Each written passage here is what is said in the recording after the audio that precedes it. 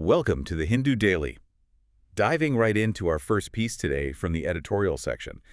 When we think about the backbone of an economy, we usually picture uh, steel mills or maybe tech parks. Right, or bustling stock exchanges. Exactly. But if you look at the agrarian economy in India, the real backbone isn't a factory at all. It's more like a ghost workforce. A ghost workforce, yeah. Yeah, it's millions of people running the nation's food supply, yet they remain entirely invisible on the official balance sheets. Today, we're taking a deep dive into a really fascinating stack of articles. We are. We're looking at the editorial, opinion, science, text and context, and business sections. And our mission for this deep dive is basically to uncover the hidden forces and unintended consequences shaping our world. From the invisible women actually feeding the nation to invisible policies accidentally hurting our wildlife. It's a lot to cover. It is. So let's start with that agrarian ghost workforce. Right, so we were talking about women in Indian agriculture. And the sheer scale of the structural undercounting here is, it's staggering. Because in a largely informal agrarian economy, women's work is constantly intermingled with domestic duties. It's farm-based, home-based, unpaid. Seasonal, right. Exactly. Seasonal and highly intermittent.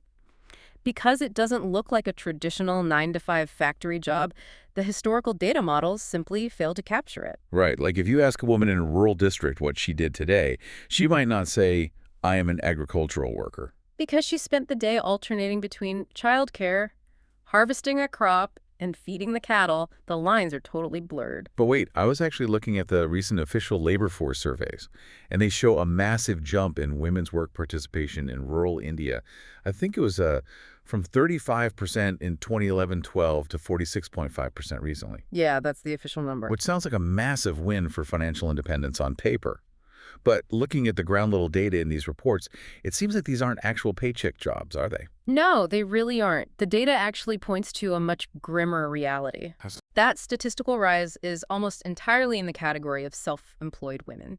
In fact, 73% of rural women workers are now classified as self-employed. Oh, wow. So what does that actually mean on the ground? What it means in practice is a severe lack of actual wage employment opportunities. They aren't getting paying jobs. They are being forced into unpaid family labor just to, keep households afloat. Right.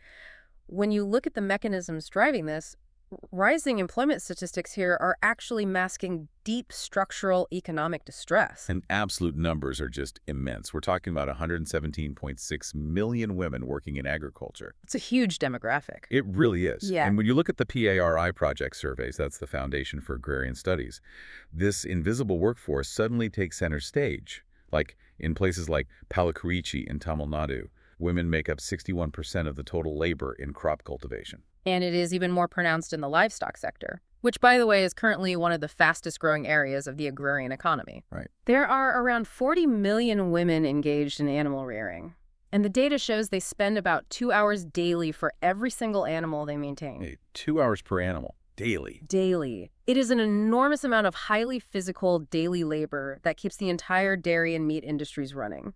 Yet the compensation is just abysmal. Wage workers in these sectors are earning less than 300 euros a day. Yeah. And in those Tamil Nadu villages they studied, women were earning less than 50% of what men earned for agrarian labor. It's a stark gap. And when you look at the ultimate asset in an agrarian society, which is land, only 10% of rural women own any. It's basically a system heavily reliant on their sweat, but designed to offer them almost none of the wealth. Absolutely. And, sticking with the editorial section, let's look at another group that has been historically marginalized from traditional power structures. But these guys are currently rewriting the rules entirely. Oh, you're talking about Nepal? Yes. There is a stunning political upheaval happening right next door in Nepal, and it's driven almost entirely by the grassroots. The generational shift there is incredible to watch. The Rashtriya Swatantra Party, or RSP, just won a landslide victory. They completely routed the traditional political establishment. Which no one really saw coming a few years ago. Right. And this didn't just happen overnight. The backdrop to this was the massive Gen Z protests back in September 2025. Yeah, the youth of Nepal effectively paralyzed the capital protesting corruption and nepotism. I remember that. The pressure was so intense, it led to the formation of an interim government under former Chief Justice Sushila Karki, and she was tasked with holding these new elections. And the RSP is a relatively new party, right? Very new. But they perfectly capitalized on this demographic reality. Keep in mind, for those of you listening, 52% of Nepal's voters are between the ages of 18 and 40. Wow, 52%. Yeah. So they didn't just vote for new policies, they voted for entirely new kinds of politicians. And the figures leading this charge are wild. The party president, Robbie Lemishane, was previously arrested on what the public widely viewed as framed corruption charges. Right. But the real symbol of this shift is their prime ministerial candidate, Balin Shah. I was looking at his background. He's a structural engineer who was also a former hip-hop artist. That's quite the resume. Right. His anti-corruption rap song, Baladan, became a literal anthem for an entire generation. And he already showed he can govern by running Kathmandu as an independent mayor. He initiated huge projects like waste management reform and no traffic zones. And the voters rewarded that. They really did. In this election, he defeated former Prime Minister KP Sharma Oli by nearly 50,000 votes. Which brings up a fascinating strategic challenge for neighboring countries. How does traditional, slow-moving international diplomacy adapt to negotiating with a 30-something structural engineer and former rapper? That is a great question. For India, the historical approach of deep political oversight really has to shift. The path forward relies on what diplomats call quiet diplomacy. Okay, but what does that actually look like in practice? I mean, how do you negotiate quietly with a movement born out of loud street protests? Well, quiet diplomacy means stripping away the public optics of interference.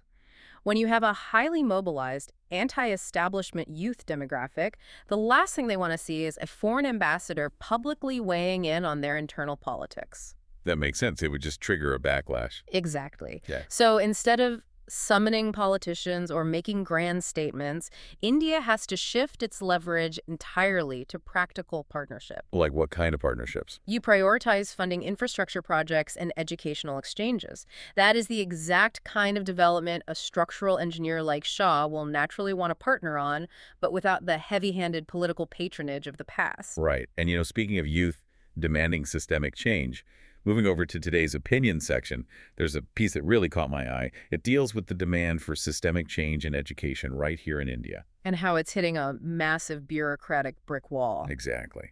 We are seeing a classic collision between progressive educational theory and rigid institutional reality. Yeah, the modern framework advocates for a shift to learner-centric, multidisciplinary education. The core idea is flexibility. Right. Like, a science major should be able to minor in music. It's about breaking down traditional silos so students graduate with a more well-rounded, adaptable perspective of the world. Which sounds amazing on paper. It's like walking into a restaurant and being handed a massive 10-page menu where you can mix and match whatever you want. I like that analogy. But the reality on the ground, which we are seeing with Kerala's choice-based credit and semester system from 2009, or the new 4-year undergraduate program from 2024, is that you place your customized order and the waiter tells you the kitchen is only equipped to cook one dish. Right. It's what economists call a Hobson's choice. You are offered the illusion of choosing, but it's really a take-it-or-leave-it scenario. Yeah. The root cause of this failure is trying to mandate autonomy from the top down without fixing the foundational base. You simply cannot execute a multidisciplinary curriculum if you haven't addressed extreme teacher workloads, conventional pedagogy, core student-to-teacher ratios, and highly outdated evaluation systems. And the specific examples of this failing in Kerala are almost hard to believe. There was actually a university regulation that ended up prohibiting students from taking minors in allied disciplines. Which is the exact opposite of the goal. I know. The stated intention was to force interdisciplinary learning, but the mechanism completely backfired. It ended up hurting students who wanted deep specializations in areas like commerce or functional English. And the resistance to innovation is also deeply entrenched in how universities handle logistics. What do you mean? Well, for instance, when a skill-oriented communication paper was introduced, the administration denied students an answer booklet because of confidentiality rule. Wait, what? They didn't give them an answer booklet? Nope. This forced evaluators to constantly flip back and forth between the question paper and the answers, creating absolute chaos. That sounds like a nightmare. It was, or take the progressive Introducing Literature course. It was designed to teach students the mechanics of how to read literature from aesthetic and political angles, moving away from just rote memorization of prescribed texts. Which sounds like a great upgrade.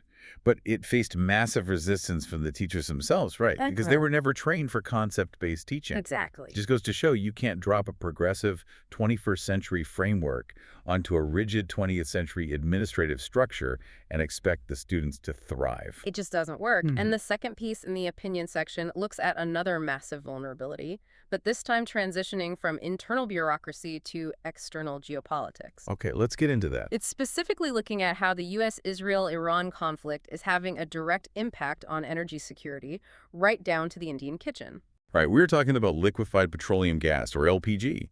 And if you're wondering why a conflict thousands of miles away matters so much, you have to look at the domestic energy shift over the last 10 years.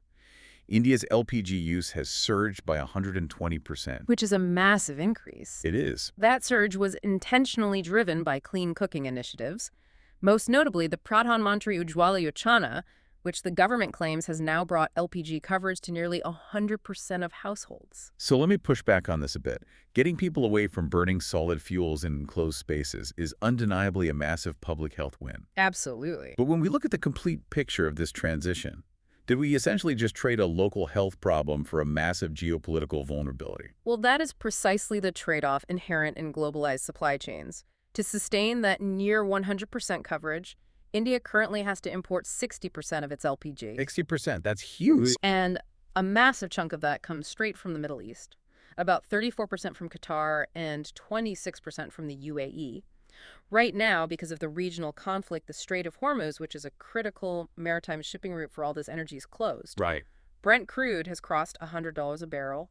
The vulnerability is entirely exposed. And the government's reaction has been swift but costly.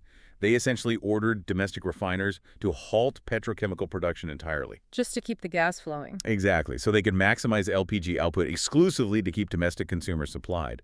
But the financial strain on the system is severe. Domestic LPG prices just rose by 60 vartis per cylinder. Which hits households hard. And there's a real paradox here. The recent union budget actually cut LPG subsidies by 27%, even though the oil marketing companies required a 30,000 crore bailout just last year to subsidize their massive losses. It perfectly illustrates how inextricably linked local domestic life is to global events. We are looking at a direct line of causality here. A blocked maritime strait in the Middle East immediately dictates the daily cost of boiling water for millions of Indian households. It's wild to think about. And, flipping over to the science section, there's a study that perfectly illustrates how trying to solve one problem can accidentally create a much deadlier one. Ah, yes, the conservation policy in Assam. Right. It's about a well-meaning policy that has unfortunately backfired. So this study, published in Conservation Biology, analyzed the use of anti-depredation squads, or ADS. These were launched in Assam's Sonitpur district back in 2003 and originally designed by the World Wildlife Fund. Okay, what was the goal? The goal was to coordinate local villagers and the forest department to safely chase crop-raiding elephants away from agricultural fields using searchlights and firecrackers. And on paper, the logic holds up. I mean, you find safety in numbers, you use noise and light instead of weapons, and you avert a direct, violent conflict that might lead to elephants being poached or villagers being trampled. Right. It sounds like a win-win. But the data, which was analyzed over 20 years by researchers Nitin Sikar and Isa Manathan, it flips that logic completely. Right. Villages that utilize these squads saw a 200% to 300% increase in accidental elephant deaths. That is a staggering number. Meanwhile, human mortality showed no discernible change whatsoever. And we should clarify, these elephant deaths weren't from direct conflict with the squads. The elephants were being found electrocuted by sagging power lines, or hit by oncoming trains, or they had fallen into deep ditches. So what is the actual mechanism here? Why does chasing them away lead to them falling in ditches or getting hit by trains? The underlying mechanism is what behavioral ecologists call a landscape of fear. When an elephant herd is aggressively chased with firecrackers and high-beam searchlights, they panic. They lose their natural caution and spatial awareness. They become so focused on fleeing the immediate noise that they blunder blindly into deadly infrastructural hazards that they normally would have navigated safely. I have to ask the tough question here, though. If you are a farmer in Assam and a herd of elephants is about to destroy your entire livelihood, your sole crop for the season, isn't chasing them away the only logical choice you have in that moment, even if the macro policy is flawed? Well, that is the exact tension on the ground. And it is a point heavily emphasized by WWF experts like Pranav Chanchani and Aritra Kshetri. What did they say? They push back on the study by warning that the data might be skewed by seasonality. These squads are naturally only active during cropping seasons, which is when human-elephant conflict is naturally at its highest anyway. Okay, that's a fair point. Furthermore, they argue that leaving desperate villagers to do disorganized, panic-driven chasing on their own would likely result in even worse outcomes. But an increase of 200% to 300% in accidental deaths over 2 decades is a massive statistical signal that you can't just ignore. Oh, it is a critical signal, and it highlights why long-term, rigorous data evaluation is so important in conservation policy. What feels like a necessary functioning solution to a farmer on a Tuesday night can reveal itself to be a systemic disaster for an endangered species when you zoom out and look at 20 years of data. Definitely. Now let's dive into the text and context section, which breaks down a massive shift in how we measure our entire existence as an economy. We're looking at India's newly revised GDP base year. Right, and to understand why this matters, we have to look at how a base year works. Roughly every 5 to 10 years, the National Statistical Office revises the base year to account for changes in what an economy actually produces and how prices shift. Give me an example of that. Let's say 10 years ago, a huge portion of a consumer spending was on basic feature phones. Today, everyone buys smartphones. If your economic model is still assigning the old weight to feature phones, your measurement of real growth is completely distorted. Got it. So recalibrating the base year updates that basket of goods. The latest revision shifts India's base year to 2022-23. And the headline finding from this recalibration is that the absolute size of India's GDP has actually shrunk by 3% to 4% in this new series. Yeah, the pie looks a little smaller. It feels a bit like stepping on a newly calibrated bathroom scale and realizing you instantly lost 3% of your body weight, except for a national economy, shrinking overnight isn't necessarily a cause for celebration. No, it's really not. Especially if you were tracking political promises about reaching a $5 trillion economy, because those goalposts just moved further away. It definitely changes the timeline for those macroeconomic targets. However, it is worth noting that while the absolute size shrank, the annual growth rates remain very similar. But the fundamental structure of the economy looks different under this new lens. How so? For example, manufacturing's overall share of the economy increased slightly to 14.7%, but its absolute size actually shrank by about 1.5% to 1.6%. And the private corporate sector, which was a huge point of debate previously, that dropped significantly to 33.9%. Yes, a big drop. Meanwhile, the informal and household sectors actually grew in this new model, largely driven by the sheer size of the agricultural sector. Right. So if you are an investor or just someone following the news, you need to understand why this shift happened. Why was the old base year so problematic that we needed this correction? Well, the previous base year from 2011-12 was heavily criticized for years. Independent analysts and official bodies alike questioned its accuracy. The International Monetary Fund even gave India a C grade for the quality of its national account statistics. C's grade from the IMF. Ouch. Yeah, many economists believe the previous...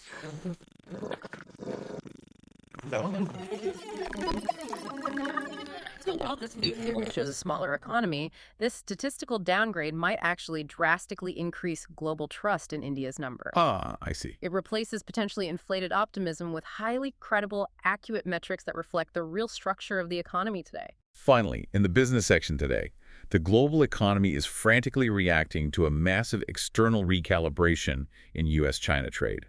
Here's where it gets really interesting. It involves a recent U.S. Supreme Court ruling that curbed former President Donald Trump's ability to impose sweeping tariffs at will. Right. Because of this ruling, the weighted U.S. tariff rate for Chinese goods has temporarily dropped from 32.4% down to 22.3%. Now, a weighted tariff takes into account the actual volume of goods imported rather than just a simple average of all tariff rates. Okay. So a drop to 22.3% means a massive reduction in the actual financial tax burden on high-volume Chinese imports. And Chinese exporters are reacting to this sudden window of opportunity in two completely different ways. You have executives like Chen Zhuo who are in a mad rush to front load. Yeah, they're scrambling. They are rushing technicians and scrambling to get shipments on boats to the U.S. right now. They want to take advantage of this lower tariff window before the U.S. election in November, knowing the political climate could easily cause those tariffs to snap right back. But then you have a completely different faction of executives, like Ren Yanlin, who are looking at the deep fragility of the U.S.-China relationship and deciding to pivot entirely. They're just walking away from the U.S. Basically, they are ignoring the U.S. market and aggressively focusing their export power on the global south. And the macroeconomic numbers back this up. Last year, amid a record $1.2 trillion trade surplus, China's shipments to Africa jumped a staggering 25.8%. Wow. They also saw massive growth in Latin America and Southeast Asia. Well, they have to put all these manufactured goods somewhere. There's severe industrial overcapacity in China right now. Factories are churning out goods far faster than their domestic population can consume them. And that severe overcapacity is generating intense internal pressure. When Chinese producers enter these new markets in the global south, they aren't just competing with local companies. They're often competing ruthlessly with each other just to offload inventory. Wow, so they're undercutting their own domestic rivals abroad. Exactly. It's incredibly ironic. The U.S. slaps on tariffs to try and fence China in, but all they've actually done is force Chinese manufacturers to aggressively conquer emerging markets everywhere else. If Chinese companies, backed by a massive overcapacity, are now fiercely competing against each other in places like Africa and Latin America, what does this mean for local industries in the global south trying to build their own manufacturing bases? Will this temporary U.S. tariff window permanently redraw the map of global industrial power? Thank you for listening. If you want to provide suggestions, please contact on the Twitter handle given in the episode description. As always, we are eager to hear what our listeners want to be informed about. We wish you a great day.